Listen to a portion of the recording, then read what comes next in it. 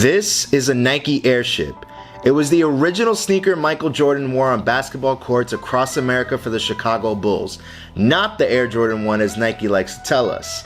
And it's a shoe that was banned by the NBA when Jordan wore a black and red version of the Airships. So what happens when one of the most popular collaborators right now gives their take on the Airships? You get this.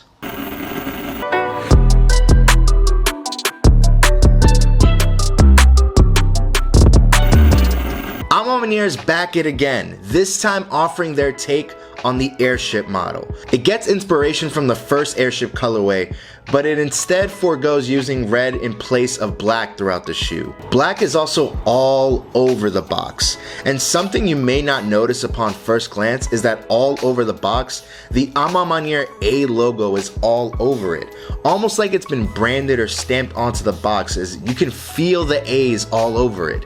The other thing to note too is, because these aren't Air Jordan 1s, you'll notice that 1984 Airship PE is written out on the side. Once we open the box, you see the Ma Maniere labeled paper around the sneakers like you typically do with these collaborations.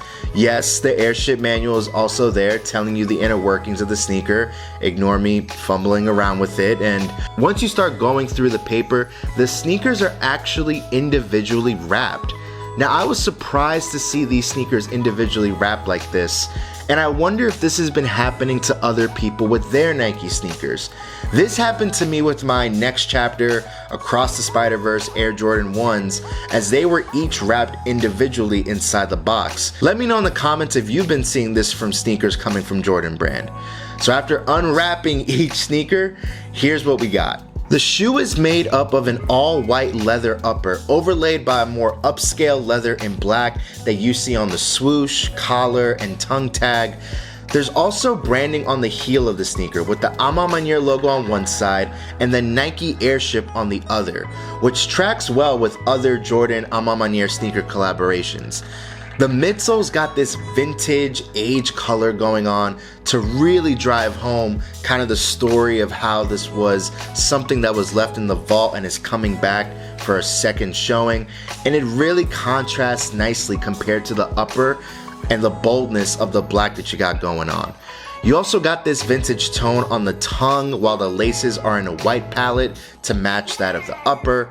The outsole is very reminiscent of the Air Jordan Lost and Found 1s, having that age look going on. The shoe does come with Ma Maniere branded charms and two other lace options. You got one lace in black and another lace in this age vintage look. Overall, to the eye, it's a beautiful sneaker. But how does it feel on feet?